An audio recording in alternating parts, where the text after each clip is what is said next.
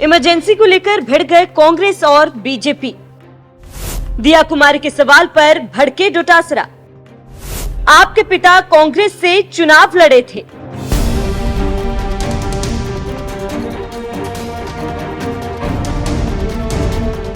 नमस्कार, आप देख रहे हैं न्यूज एक्सप्रेस और मैं हूं आपके साथ श्रावणी पटनायक। इमरजेंसी का नाम आते ही देश की राजनीति गर्मा जाती है।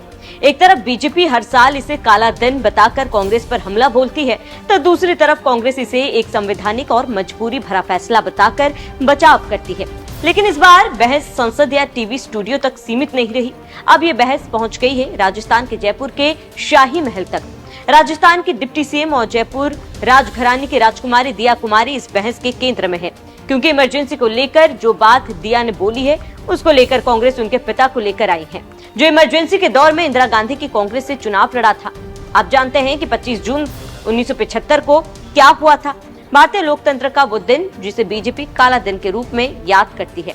इंदिरा गांधी की सरकार द्वारा लागू की गई इमरजेंसी को बीजेपी तानाशाही की सबसे बड़ी मिसाल मानती है। पीएम मोदी से लेकर अमित शाह और हर राज्य के बीजेपी नेता कांग्रेस को लोकतंत्र की हत्या का दोषी बताते हैं। दूसरी तरफ कांग्रेस का तर्क होता है ये फैसला देश को स्थिर रखने और चरमपंथ को खत्म करने के लिए लिया गया था। पार्टी इसे बार बार उठाए जाने को राजनीतिक स्टंट कहती है। राजस्थान में जब इमरजेंसी पर यह बहस दोबारा गरमाई तो कांग्रेस के प्रदेश अध्यक्ष गोविंद सिंह डोटासरा ने एक बड़ा बयान दे डाला।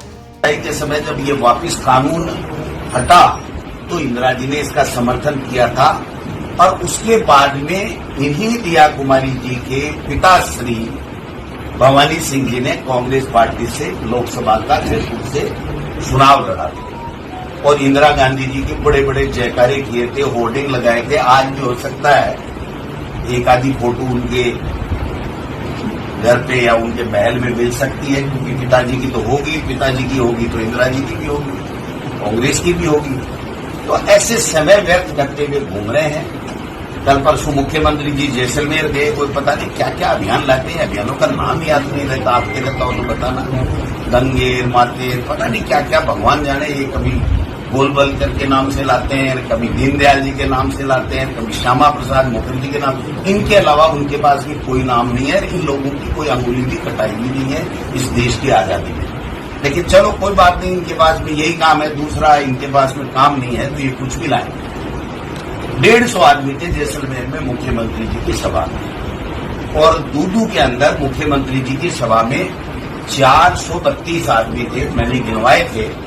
अब 432 और 150 की संख्या में मुख्यमंत्री जी वहां लंबे चौड़े भाषण दे। मैं कहना चाहता हूं मुख्यमंत्री जी, आप तो आज सीकर की बात करें, सीकर में बता दीजिए कि आपने क्या किया। हमारी सरकार के समय संभाग आया, आपने खत्म कर दिया। नीम का थाना जिला मिला, आपने खत्म कर दिया। हमने झुंझुनू रोड से लेकर के और फतेहपुर रोड तक बाईपास के लिए जमीन एक्वायर की। थोड़ी सी 30% जमीन बची हुई थी 1.5 साल में, वो भी आप नहीं कर पाए। हमने नवलगढ़ रोड का पुड़िया का पैसा दिलाया, पूरा का पूरा पैसा राज्य सरकार ने हमारे समय में दिया था। आप इसको 1.5 साल लगा दिया काम करते करते। हमने दासा की ढाणी के अंदर 80 करोड़ रुपए लग रहे हैं, उसमें से 20-22 करोड़ रुपए तो केंद्र के बाकी दिए थे स्टेट गवर्नमेंट ने। अब हम बताते हैं कि आखिर किस बात को लेकर प्रदेश कांग्रेस अध्यक्ष दिया की बोलती बंद कर दी। बात दरअसल ये है कि दिया के पिता ब्रिगेडियर भवानी सिंह जयपुर राजघराने के अंतिम औपचारिक महाराजा थे। देश के पहले राष्ट्रपति ने जब राज्य रजवाड़े को खत्म किया तो जयपुर भी भारत का हिस्सा बना। भवानी सिंह भारतीय सेना में ब्रिगेडियर थे और 1971 के भारत पाक युद्ध में वीरता के लिए महावीर चक्र से सम्मानित हुए थे। लेकिन राजनीति में उन्होंने 1980 में कांग्रेस पार्टी से लोकसभा चुनाव जयपुर से लड़ा। कहा जाता है कि उस चुनाव में जयपुर की सड़कों पर इंदिरा गांधी के विशाल होर्डिंग लगे थे, जिनमें भवानी सिंह भी उनके साथ दिखते थे। जयपुर में जब भवानी चुनाव प्रचार करते थे तो एक ही नारा लगवाते थे, Indira is India, India is Indira.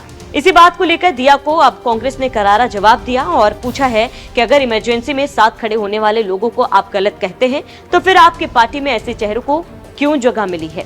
वही बचाव में बीजेपी कुछ बोलने के बजाय ओछी राजनीति बता रही है। अगर किसी नेता के पूर्वज किसी पार्टी में थे तो क्या उसे हमेशा उसी पार्टी में रहना चाहिए? क्या लोकतंत्र में विचार बदलना अपराध है? इसी के साथ बीजेपी ने कांग्रेस पर पलटवार किया कि इमरजेंसी का मुद्दा इसीलिए उठाया जाता है ताकि आज की पीढ़ी लोकतंत्र की कीमत समझे। जयपुर के राजनीतिक गलियारों में कानाफूसी हो रही है, इमरजेंसी पर दिया फंस चुकी है और कांग्रेस का आरोप सही है। ऐसे दिया चुप्पी साध रखी है, लेकिन कांग्रेस ने ऐसी नस दबा दी है जिससे राजस्थान बीजेपी को दर्द तो हो रहा है लेकिन बता नहीं सकती है।